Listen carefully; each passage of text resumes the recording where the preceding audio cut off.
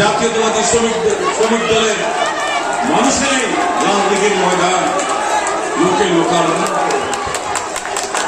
সময় এবং কালের বিবর্তনে সময়ের পরিবর্তনে এখানে অনেক শ্রমিক রাজনীতিতে পরিবর্তন এসেছে। ট্রেড ইউনিয়নগুলো করার অধিকার খর্ব করা হয়েছে, শ্রমিকের অধিকার খর্ব করা হয়েছে।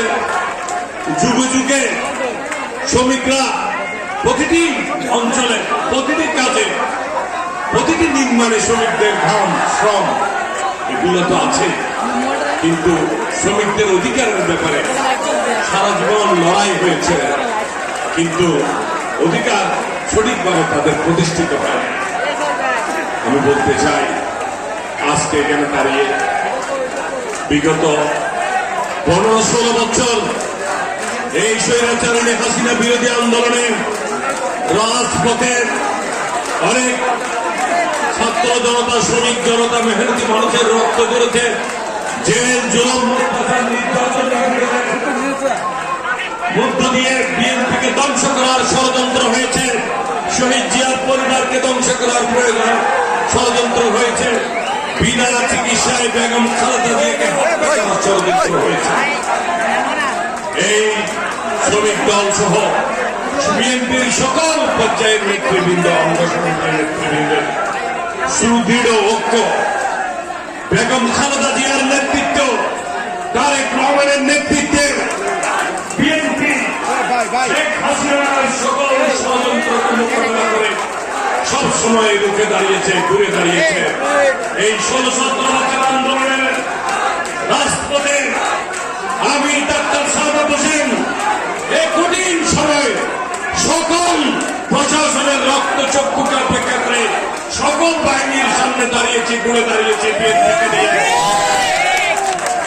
এখন বিএনপির উপর আস্থা রেখেছে, বারবার বিএনপিকে একটা ষড়যন্ত্র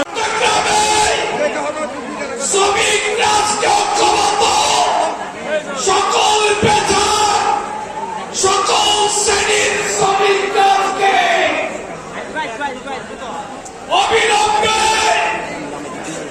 জাতীয় নির্বাচনের দাবিতে আমরা এই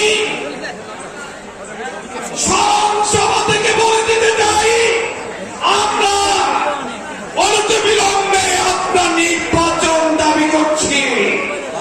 আগামী 1 মাসের মধ্যে যদি নির্বাচন না দেওয়া হয়, ওই কোটা দল ছাত্রদের সাথে আমরা যারা একসাথে রাজপথে নেমেছিলাম, আমরা আবার রাস্তায় অবরোধ করে সারা চট্টগ্রাম থেকে সারা বাংলাদেশ অবরোধ করে দেব, এই ঢাকা রাজপথ বন্ধ করে দেব। আপনারা সবাই এক ঐক্যবদ্ধ থাকবেন। আপনাদের মাঝে কোন ধরনের দ্বিধাদ্বন্দ্ব, কোন ধরনের আপনারা ষড়যন্ত্রে পা দিবেন না। আপনারা স্বৈরাচার হাসিনাকে পতন ঘটিয়েছেন। ইনশাআল্লাহ এই সরকার 3 মাসের মধ্যে নির্বাচন দিবে বলে আজকে সময় ক্ষেপণ করছে।